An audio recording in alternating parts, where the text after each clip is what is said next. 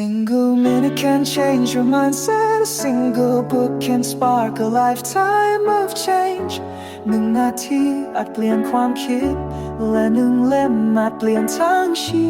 วิตของคุณนี่คือในนาที Podcast แนะนำหนังสือดีๆเพื่อให้คุณเก่งขึ้นวันละนิดมาเปิดโลกความคิดเปิดรับความรู้ใหม่ไปด้วยกัน สวัสดีค่ะ ยินดีต้อนรับสู่การพูดคุยเจาะลึกเนื้อหาจากหนังสือ How to Win Friends and Influence People ของ Dale Carnegie นะคะ ผู้เขียนท่านนี้เนี่ยถือเป็นผู้บุกเบิกด้านทักษะความสัมพันธ์เลยก็ว่าได้ค่ะ ครับผม วันนี้เราจะมาสำรวจหลักการสำคัญที่หนังสือเล่มนี้นำเสนอ โดยเฉพาะสิ่งที่น่าจะเอาไปปรับใช้ในชีวิตจริงได้ เพื่อพัฒนาความสัมพันธ์กับผู้คนรอบข้างให้ดีขึ้น ตามที่หลายๆคนสนใจกันนะคะ ใช่ครับ คือหนังสือเล่มนี้จริงๆแล้วเนี่ยเกิดขึ้นจากความต้องการของผู้ใหญ่ในยุคนั้นเลยนะครับ ที่อยากเรียนรู้วิธีเข้าใจคนอื่น แล้วก็วิธีสร้างปฏิสัมพันธ์ที่ดี การโน้มน้าวใจคน ซึ่งตอนนั้นนะครับผลสำรวจเขาบอกว่าเป็นเรื่องที่คนสนใจอันดับ2เลยนะโหอันดับ2เลยเหรอคะครับรองจากสุขภาพเลยครับคาเนกี้เองเขาก็จะหนักว่าทักษะนี้สำคัญมากจริงๆแล้วตัวเขาเองก็ต้องเรียนรู้เหมือนกันครับโอเคค่ะ งั้นเรามาแกะกล่องหลักการสำคัญจากหนังสือเล่มนี้กันเลยดีกว่าค่ะ หลักการแรกที่น่าสนใจมากคือ อย่าวิจารณ์ ประณาม หรือบ่นว่าค่ะครับคาร์เนกี้เขาชี้ว่าการวิจารณ์เนี่ยมันไม่ค่อยช่วยแก้ปัญหาเท่าไหร่ แถมยังสร้างความขุ่นเคืองใจด้วยซ้ำไปใช่ครับมีตัวอย่างแบบว่าน่าทึ่งเยอะเลยนะคะอย่างอาชญากรทูกันคราวลี่ที่ยังมองว่าตัวเองใจดีหรืออัลเบิร์ตบีฟอลที่ไม่เคยสำนึกผิดเลยจากคดีทีพอตโดมอะค่ะครับที่น่าสนใจคือจิตวิทยาเบื้องหลังนะครับคนเราเนี่ยกระหายการยอมรับมากๆแต่เกลียดการถูกตำหนิสุดจริงค่ะการวิจารณ์แรงๆมันจะไปกระตุ้นการป้องกันตัว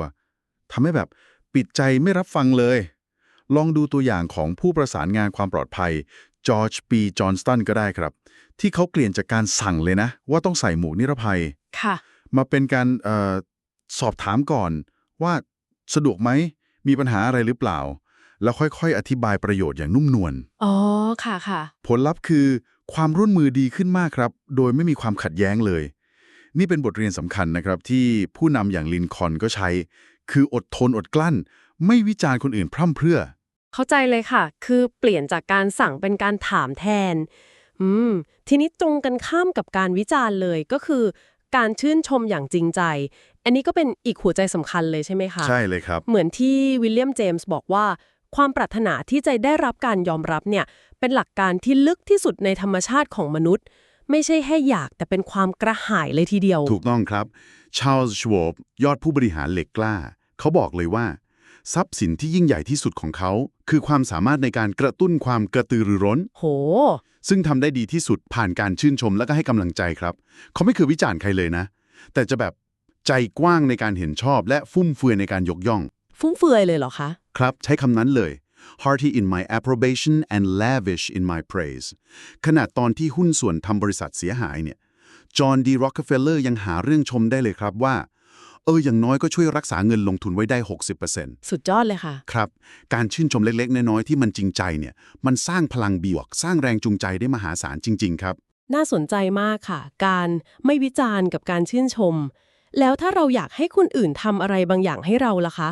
หลักการที่ว่ากระตุ้นความต้องการอย่างแรงกล้าในตัวผู้อื่นอันนี้เป็นยังไงคะอันนี้ก็สำคัญมากครับ Harry A. Overstreet เขาบอกว่าการกระทำเกิดจากสิ่งที่เราปรารถนาอย่างแท้จริง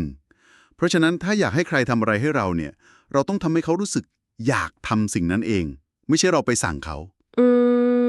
ทำให้เขาอยากทำเองใช่ครับต้องมองจากมุมของเขาว่าเขาจะได้อะไรเขาต้องการอะไรแล้วเราก็สื่อสารในมุมนั้น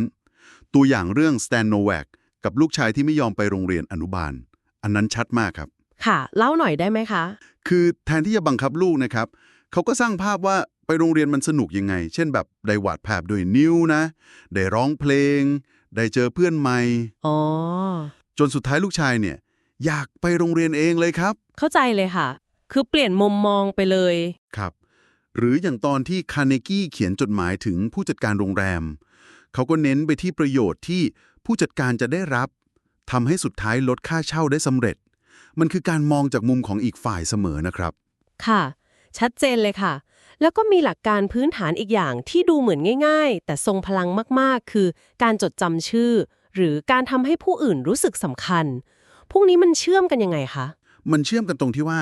มันคือการให้ความสำคัญกับตัวตนของอีกฝ่ายครับการที่เราเรียกชื่อใครสักคนได้ถูกต้องเนี่ยโดยเฉพาะถ้าเป็นชื่อที่อาจจะเรียกยากนิดนึงอย่างนายนิโคเดมัส ปาปาดูโลสที่เขายกตัวอย่างมาค่ะชื่อยาวๆยากใช่ครับมันสร้างความประทับใจได้ลึกซึ้งมากเลยนะมันสื่อว่าเราใส่ใจเราให้เกียรติเขาจริงค่ะหรือการที่สถาปนิกคนหนึ่งอะครับแค่ชื่นชมออฟฟิศของจอร์จอีสต์แมนอย่างจริงใจอะค่ะผู้ก่อตั้งโคดักครับผมก็เปิดประตูสู่การคุยกันยาวเลยแล้วก็นำไปสู่โอกาสทางธุรกิจได้การทำให้เขารู้สึกสำคัญเนี่ยมันเปิดใจคนได้จริงๆครับสรุปแล้วนะคะหลักการต่างๆที่เราคุยกันมาวันนี้ทั้งการเลิกวิจารณ์การชื่นชมจากใจจริงการมองจากมุมของคนอื่นหรือว่าการจำชื่อการทำให้เขารู้สึกสำคัญทั้งหมดนี้เหมือนจะวนกลับมาที่จุดเดียวกันเลยคือการให้ความสำคัญกับคนอื่นเป็นหลักถูกต้องที่สุดครับคือเปลี่ยนโฟกัสจากตัวเองเนี่ยไปอยู่ที่คนอื่นแต่คาร์เนกี้เขาเน้นย้ำมากๆเลยนะครับว่าความรู้พวกนี้เนี่ยจะไม่มีประโยชน์เลยนะถ้าเราไม่นำไปปฏิบัติจริงแค่อ่านอย่างเดียวไม่พอครับเหมือนที่เบอร์นาร์ด ชอว์บอกไว้ว่าถ้าคุณสอนอะไรใครเขาจะไม่มีวันเรียนรู้คือเราเรียนรู้จากการลงมือทำจากประสบการณ์จริงครับค่ะการพูดคุยของเราวันนี้ก็เป็นแค่เศษเสี้ยวหนึ่งของเนื้อหาแล้วก็ตัวอย่างดีๆในหนังสือ How to Win Friends and Influence People นะคะหลักการต่างๆที่เราคุยกันไม่ว่าจะเรื่องวิจารณ์ชื่นชมจริงใจ